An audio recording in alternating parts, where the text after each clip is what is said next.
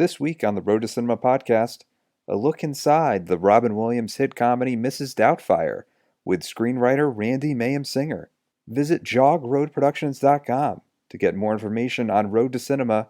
You can subscribe to Jog Road Productions on YouTube to watch our Road to Cinema video series with Don Cheadle, Ewan McGregor, Greta Gerwig, Moon Zappa, and many more. Follow us on Twitter at JogRoad, Instagram at JogRoad Productions, like our Facebook page, Jog Road Productions, and don't forget to write us a nice review on the iTunes podcast page under the Road to Cinema podcast. And now we join screenwriter Randi Mayem Singer as we take a look inside Mrs Doubtfire and the craft and career of being a screenwriter.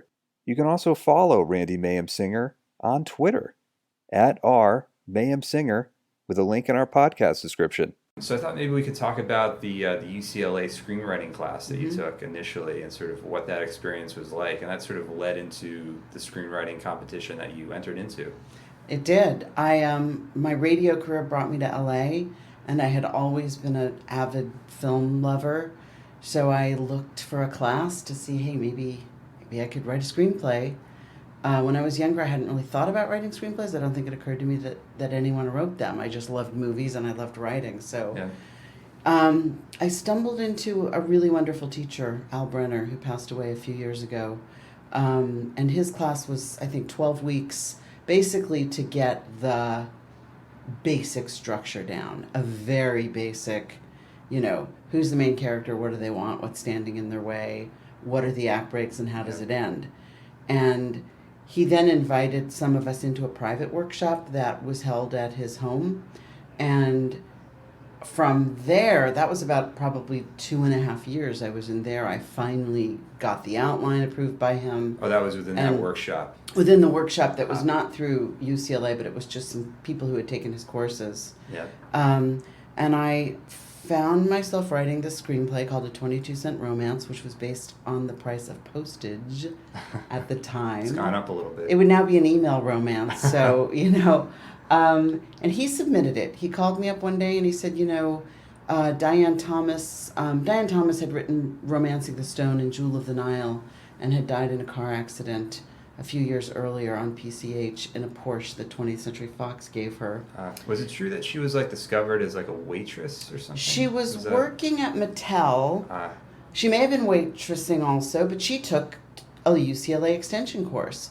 So Steven Spielberg and Michael Douglas and Robert Zemeckis and James Brooks and all these incredible people put this competition together to have an award for a second career writing student, which is what most UCLA extension students are, because that's what she was, and that's what I was, and they were the judges, and Kathleen Kennedy and Norman Kurland of the former agency Broder Kurland Webb, who was Diane Thomas's agent. So my writing teacher, Al Brenner, called me up one day and he said, I want to submit your script for this. They're starting this award program, and is that okay? And I said, yeah, and then I promptly forgot all about it. And then I found out I was a finalist, and then I, went to this big banquet, and Michael Douglas, who I might not have mentioned, who was also one of the judges, because he was the star of Romancing the Stone. He produced it. And handed me the award, and the next day was I don't know if you ever saw that movie, The Big Picture. Oh, yeah, with Kevin Bacon. Yeah. Yes, it was like that. It was crazy. It sold in a bidding war to Orion Pictures for Dennis Quaid to star in. Orion went bankrupt. It had already kind of gotten into development hell, so it never got made, but it led to other work, and I've been really fortunate to work ever since. There haven't been the award program, the Diane Thomas Award, went on for a few years, and there may be a couple of other people who kind of launched a career out of it, but not as many as you'd think. So was that kind of the beginning of screenwriting competitions? I don't know. I'm sure. I think the Nichols existed. I think NYU Film School had them, and USC Film School had them. I think it was one of the first non-undergraduate competitions, and I think that it may have, drawn some more interesting screenplays because there were people from, in their 20s, 30s, and 40s. People had writing, more life experience. Yes, exactly. And but again, the idea was to give a start to somebody who was doing something else. So I wanted to go back to Mrs. Doubtfire. So that was a writing assignment, and was that owned by Fox, the novel, Yeah, at the time? it was owned by Fox, and they were looking for a writer, and I had heard they had met with a lot of writers and hadn't heard what they wanted to hear.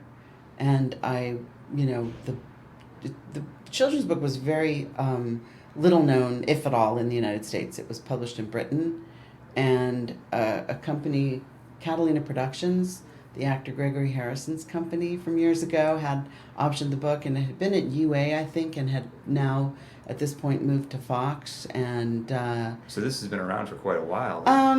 It had been around for a couple years, maybe a year and a half or so.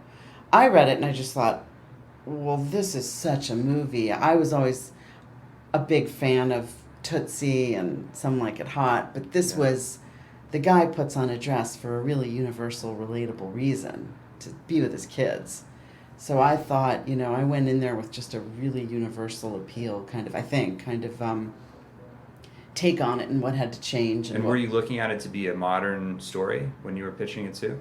It was a current day story in the book. The book was different in that it was very, very British. The character played by Robin Williams, Daniel Hillard, was a stage actor who was always unemployed, and the character Mrs. Doubtfire was a stage character that he had played, and all he does in the book, and keep in mind it's a children's book, is put on some mascara and some rouge and some lipstick and a wig and go ring his ex-wife's doorbell. So it wasn't this elaborate outfit that Robin Williams had on the film. No, because you couldn't do that in a book. You're looking at it, and it's for kids, and you have to suspend disbelief that she's going to recognize him. So that had to be solved, and there weren't a lot of sort of movie set pieces in the book. It was a really dark book. Really, people can't believe when I say this, but like the character Robin played would be carving. He'd have his kids over for tea, and he would be slicing them a piece of bread, and he would imagine that it was her neck. And this was a children's book. Yes. Well, I think a young adult book. Yeah. In the book, they've been divorced for a long time, and it's been an ongoing issue that they're fighting about custody, and so it didn't really have an inciting incident. It didn't have a lot of things that came in the movie that were sort of needed to be there. But he also, his side job, if you remember in the movie, he gets a job at a TV station. Yeah. In the book, he already had a job nude modeling for a drawing art class. And picture that, Robin Williams, that was being held at an art school, but his next door neighbor in his marriage was in the art class, and the art school was being painted, so the art class ends up being held temporarily at his next door neighbor's house. So he had a moment where he was going back and forth from being Mrs. Doubtfire with the kids at his house to being naked and being painted or charcoal drawn at his neighbor's house. And that was how he got caught, much like the restaurant scene in the movie with... Yeah. There was no Pierce Brosnan character. I ran into Pierce Brosnan last night, so this is so weird. How did you run into Pierce Brosnan? I was at the Van Morrison concert. Wow. And he was there too. So that was... Was that a good concert? It was great, yeah. Yeah, it was great. What was it like to meet Pierce Brosnan after all those years? Did he have any recollection of the movie? Yeah. It wasn't the first time. I ran into him waiting to go into a meeting at Revolution or Village Roadshow or somewhere years ago. He's absolutely charming and wonderful and adorable, and I told him how much I'd liked everything he had done where he wasn't quite a good guy since then. Was that right before James Bond? Yes, it was. Yeah, so that was, he didn't have that image to himself in a way. It helped him, I think, because he had been doing Remington Steele, and they wouldn't let him out of his contract to do James Bond, and he had to give up James Bond, which I don't think was a happy time, and then he did Mrs. Doubtfire. And then, and shortly after they wouldn't let him out of Remington Steele to do James Bond, Remington Steele was canceled. Ooh.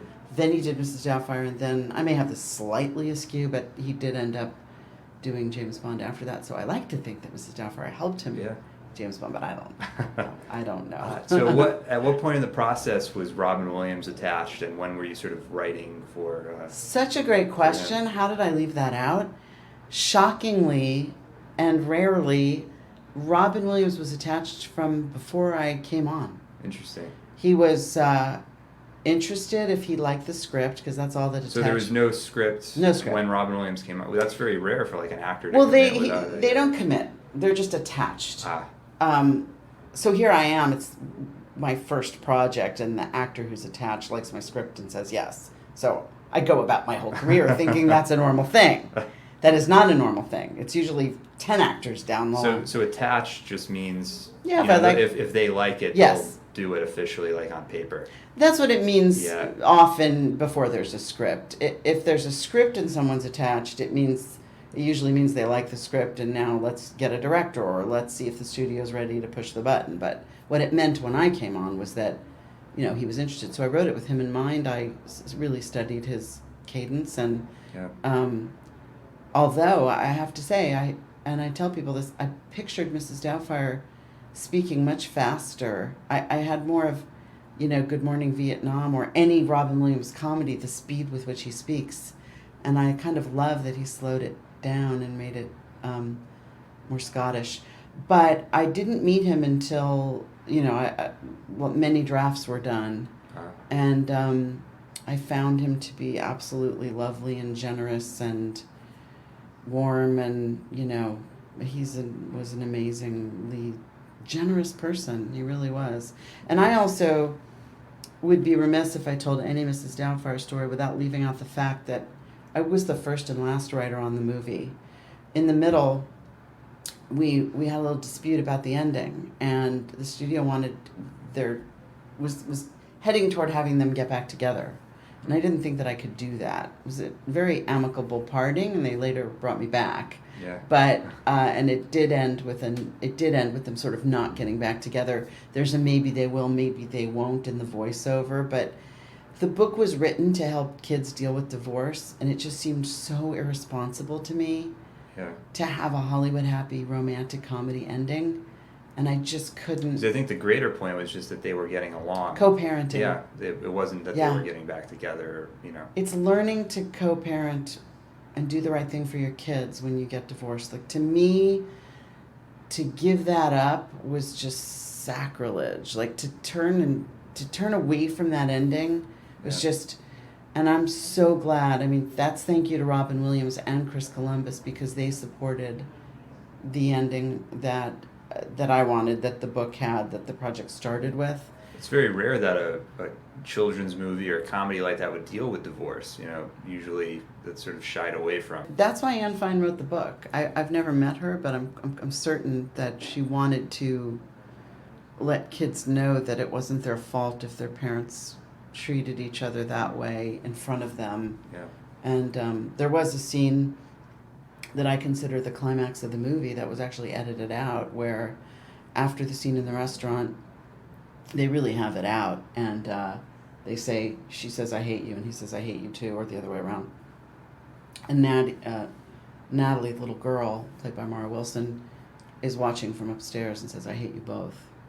And it was kind of gut-wrenching, and the look on their faces is kind of the moment the blind spot is removed, like, we can't do this to our kids. And it was shot, and I think they took, I think my connection at the studio told me it was too heavy, that it just didn't need to be. I'm like, you edited out the climax. You understand that that's the climax of the movie, but you don't need it. But I can't complain. It still worked. Yeah. He still felt it, I guess. I thought his performance in a lot of those scenes, when he's not in the makeup, was really grounded and interesting. Mm-hmm. Robin Williams is a dramatic actor. I always thought was top of the line. I know. People always thought he was so gregarious and had all this energy, but when he was really focused on a scene, if you look at like Good Will Hunting, Dead Poet Society, and Moscow on the Hudson. I agree, and he doesn't ad-lib in the dramatic scenes at all, or he didn't.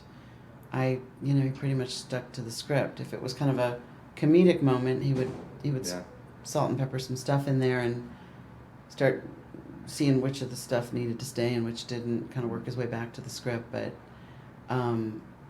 I love him in the dramatic scenes. The scene where she goes to the TV studio and watches him film a Mrs. Doubtfire episode, and then they talk standing across from each other on the stage. I think they felt that kind of took the place of the other scene. It didn't need both, because the pain is there of, you've taken my kids away from me. They think I'm like some kind of pervert. But I guess it doesn't have like that heaviness that they didn't want, in a sense, or the. It didn't have the moment in front of the kids. Yeah. Like that, to me, that kind of really was gut wrenching. But it still worked. I could pick apart tons of it, but I can't really, because it's been really great for me. I don't think anybody expected the movie to become what it did, and there's things about it that I think are too broad or too silly, or that wouldn't really happen, and I tend to like comedy that's more grounded, although I've sort of had more of my career writing magic and fairies and genies and talking animals and stuff like that. So, but I think I come at it from a grounded place. Yeah. So, no, it was an amazing experience. It really was. But going back to that first time that you met Robin Williams, what was his take on the Mrs. Doubtfire character, and also just how he wanted to approach it? Did he have any notes for you as far as maybe like collaborating with him or? He did. We had a lunch at Mr. Chow in Beverly Hills, which I will never forget, with Elizabeth Gabler from Fox, maybe somebody else from Fox, Robin's wife at the time, who was a producer, or I guess they both attached themselves with their production company. And sadly, I don't remember the specifics of that. That was our last big meeting before I went off to do his notes. Yeah. And I don't have a copy of, I took notes or I recorded it, I don't remember.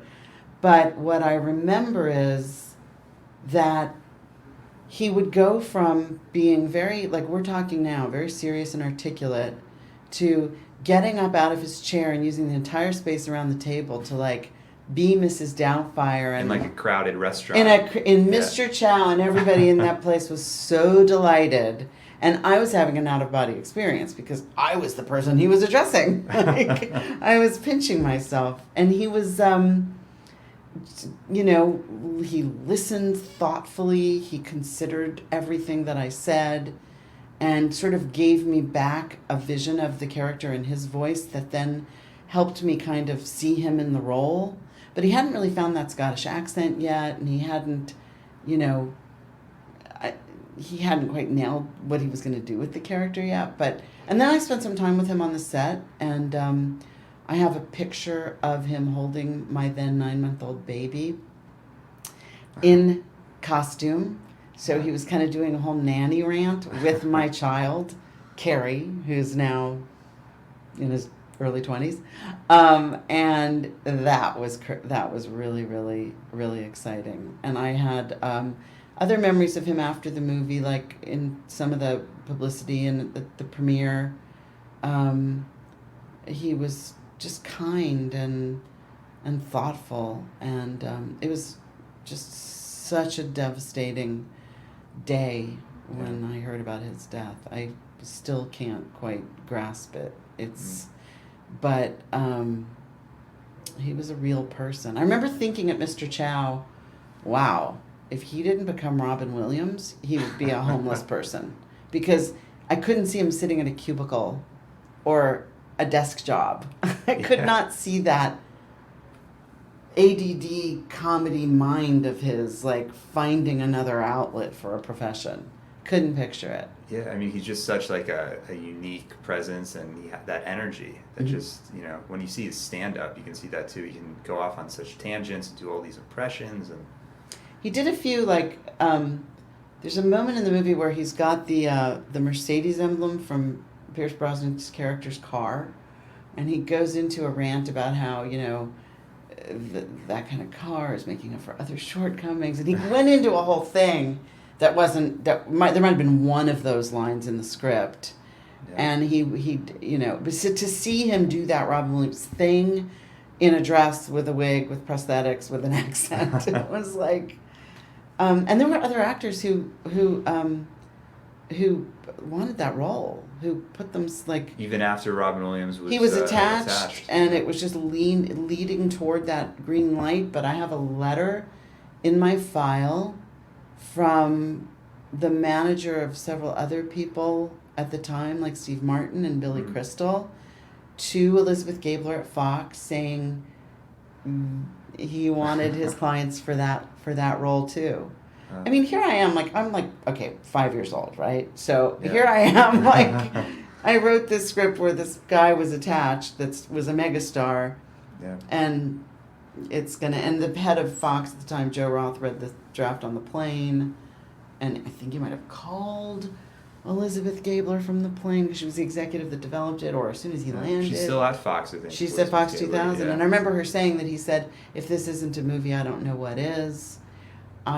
It must have been surreal. Surreal. Yeah. And again, I sometimes wish that it had happened later in my career, but I'd rather it happened at all. Why would you say you wish it would have happened later? Okay, I think that I might have appreciated it more, although I truly did. I don't know that I have ever developed the work ethic that I would like to have, because it came quite easily to me in a weird way. I worked really hard on that script that won the Diane Thomas Award. I spent 3 years on it, and I think I chose the right story to tell for my voice, and it hit a nerve because it was a quirky romantic comedy, and it was a few years after Moonstruck. Everybody was looking for the next Moonstruck, so the chips fell in the right place. In the zeitgeist. Yeah. I would have, I don't know. I mean, I can't look a gift horse in the mouth, not to use a cliche, but I think I don't know. I've always said that. I think it might have been good if it happened later, but maybe not. There's probably others like that who, because I'm a neurotic writer and I always think things could be better a different way. Well, I just kind of wanted to go back to Mrs. Doubtfire a little bit. I was just curious, the look of Mrs. Doubtfire, was that established in the script, or was that sort of a collaboration among Chris Columbus and Robin and you? What was in the script was that he would have a brother who was a makeup artist, and that it would be a prosthetic, and that it would look real. Yeah. I probably described him as being, the size he was, because I knew we'd be adding boobs and a butt and a tummy and all that stuff. But no, that was makeup tests. And I have, as it is always, I have a really great series of the makeup process. I'm so grateful that I have I don't know, somebody from Fox sent it to me, and I witnessed a lot of it. It took 3.5 hours. The detail, the teeth, and the facial, everything. I guess that's how it's done. I can't think of any other films, but that's how it's done. They did a great job. It won an Academy Award for makeup. Yeah. I hope I'm correct about that, but I'm 99%. No, I think you are correct. Yeah. Yes. Because even on Tootsie, Dustin Hoffman really looked like a woman. Yes. But in Mrs. Doubtfire, the texture of the skin, because I think the character was older than Robin Williams, so you really had to go into that detail. Yeah. They did. And he went all over town in the Bay Area in drag to see, in the costume, in the makeup, to see how they were going to react. I remember him telling me that. It was before I got there. And when it was shot in the Bay Area, and I lived down here before they started shooting. But I remember him saying nobody batted an eye. I wish that somebody had filmed that. If it were now... They would be on YouTube. Yeah, for sure. Part of the marketing of the film. Exactly, yeah. And probably there is some film of it somewhere. Somebody's got to... Maybe on the DVD. I don't think so. No, I don't think it is. But somebody's got to have it. We've lost a couple of the original producers in the movie have passed away. Even one before and one right after, with Catalina Productions, the company that originally optioned it. But... I would have loved to have seen that. There's also a fun little trivia moment. Robin's double is in the movie. There's a scene where he's in the bathroom and he kind of gets caught. There's a guy in there why do you, I forget if he's coming out. He went in as a man, he's coming out as a woman. Yeah. And there's a guy in there who looks quite a bit like Robin Williams, and that's his double. Well, I was curious, sort of your perspective on the screenwriter-director collaboration process. I mean, for you on Mrs. Doubtfire, for example, how deeply involved were you with the director, if at all? Not very much at all. I had notes from Chris Columbus before the last draft that I did, and notes from Robin. Chris did a pass on the movie as a writer before he filmed it. Yeah, he doesn't have credit, but he, did some things that were, that worked, and I was on the set there as a guest, very much as a guest. I have been on sets of movies where my services have been requested as a writer. Yeah. Some kind of tweaking dialogue. Yes. Fixing but not in that case. In part because Chris is a writer himself. So is that tricky though when you're on the set and they're shooting one of your scenes and you have been working on the script so long? I'm sure you have your own perspective on it. To not say anything. That must be very... It wasn't tricky then because I was so new. It is very tricky now. Although now more often if I'm on the set, they do want to hear what I have to say. By the time they shot Mrs. Doubtfire, I had the shooting script. I knew what they were shooting. So there really weren't any surprises. And Robin is such a force of nature that... there were a few moments where I thought, no, that you just didn't get the timing right. Comedy is so specific timing-wise. But yeah, it is hard, and I think it's foolish for directors not to have a writer on set because especially with a comedy, I think 90% because of if it's comedy, there are things that don't work on their feet, as we say, and there are opportunities on set that you didn't know when you were sitting in front of the computer. There are opportunities in the staging, and you couldn't have anticipated the staging or the props or certain abilities that the actor has that they cast that you didn't really see, or the actor's voice or the cadence of the way the actor delivers a line. I definitely think that there's a weird relationship between writers and directors when it comes to features that has made that difficult sometimes, and it's to the detriment of movies and especially to comedy. In television, it's the opposite. It's like theater. It's the writers. And the director's there just to serve the script, to serve the writers. Yeah, well, I mean, it's the director's set, but they are answerable to the writer, to the showrunner. If something's not working, you have the right and you're expected to say something. You've got to let the director do their thing in the way that you've got to let actors do their thing, but comedy needs writers around. I think that's why multicams have worked for so long, because the writers have run-throughs and we can hear what the audience is reacting to and what they're not, and we can tweak it on the set. I think that's the hardest thing about making a film comedy. Your only audience is the crew and the director and the other actors, and you're in this little bubble. You're in a bubble, and the crew can't laugh. Yeah, because they have the sound is going to give exactly. So it's really, a lot of directors are foolish. A lot of comedies, there's nothing worse than a comedy that isn't funny. Like a drama that's not dramatic is not as bad as a comedy that's not funny. So they shouldn't feel threatened by having a writer on the set. I mean, do you think it's like an ego thing? Did I answer fast enough? And I don't know why. It's their, it's their because set. At the end of the day, they're going to get the credit anyway. The system's been set up so that it is the director's gig at that point. That's what it is, and we've bought into this ridiculous French auteur theory, which is bogus. And unless it's a writer-director, then I totally think it is a film by.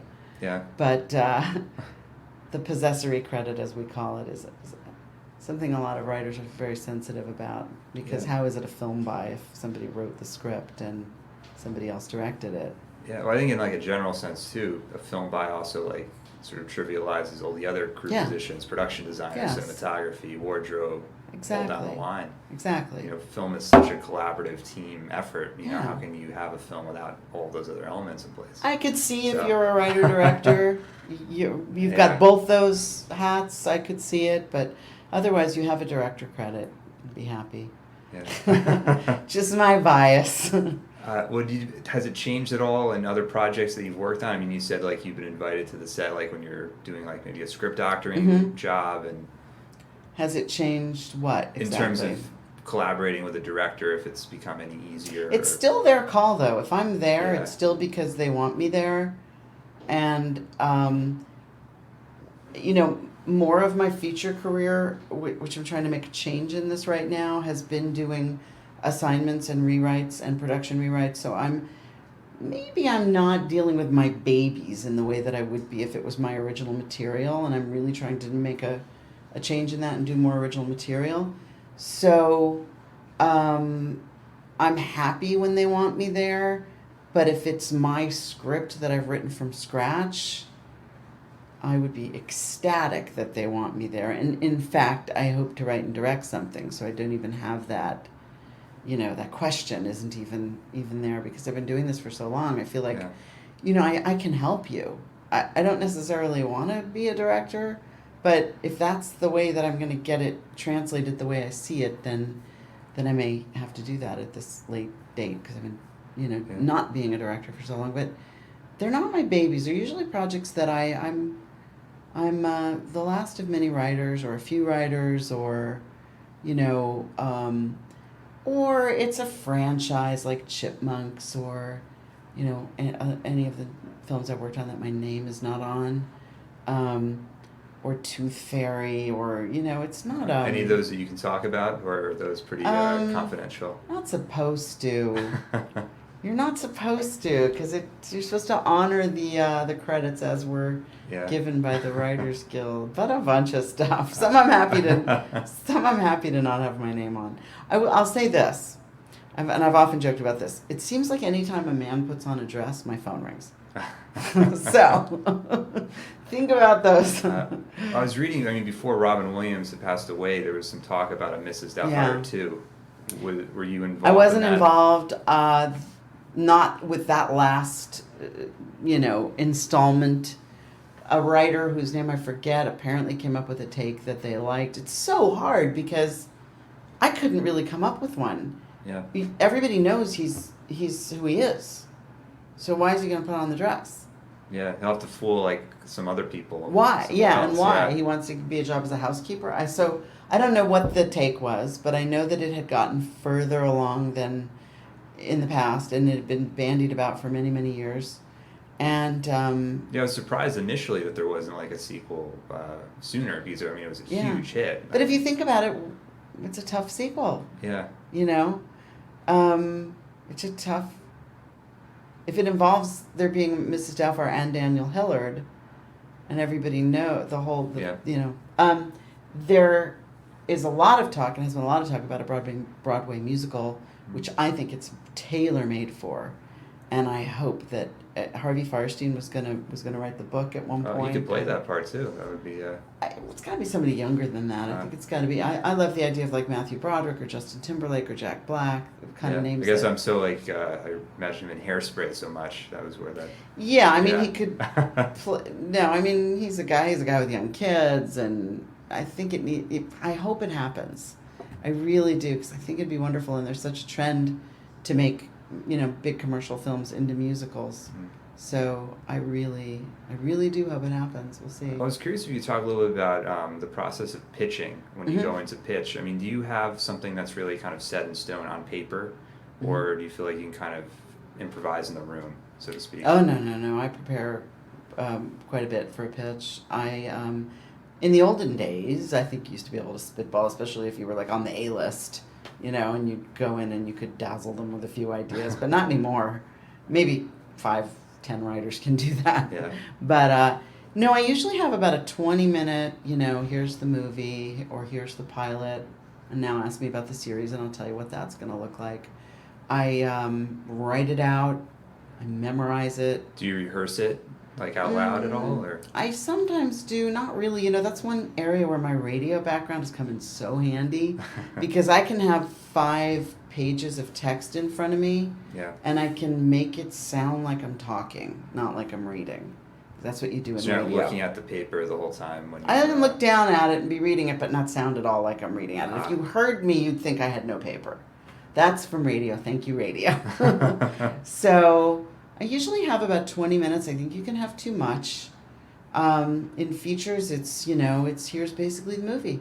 They want every scene now, but I still resist that. I think the more you give them, the more they can dislike. Yeah. But I have, I tell the story in 3 acts. I give them set pieces. I give them trailer moments.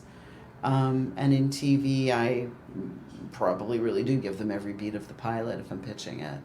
So I think that is one of the hardest things for a lot of writers, because a lot of writers who are very talented, great writers, aren't comfortable in a room. And some of us are and some of us aren't, but that's such a part of it. I think you can... Did that skill for you grow over time? Do you think you were as... I think I probably was born with a little more of it than a lot of writers, but again, radio... Yeah. I've always had a little performer in me, so... I'm also taking an improv class starting tomorrow. Oh, that's great. I've never done that. It's going to be me and... What inspired you to go about doing that? Bucket list, just like, I want to be petrified and just... Probably helps you as a writer, too. Just that's what I'm thinking. Thinking on your feet. I'm thinking it might it might exercise a new muscle in my writing in a similar way that Twitter has, actually. Yeah. In making 142 character political jokes. I'm just kind of trying different things and see what... I've always wanted to do it. I may drop the class, like, after one session. And I'm sure, it's going to be... I'm going to be the weirdest, most out of place Is this your person. first acting class ever? As an adult, yeah. I did in high school a little bit, but yeah. As an adult, yeah. And I've taught and I've done a lot of panels and, stuff like that, but... Yeah. I'm not thinking of it as an acting class, though. I'm thinking of it as improv, thinking of being funny on my feet. Being funny on my feet with my mouth and my body, rather than being funny on my feet in a writer's room or sitting in front of my laptop.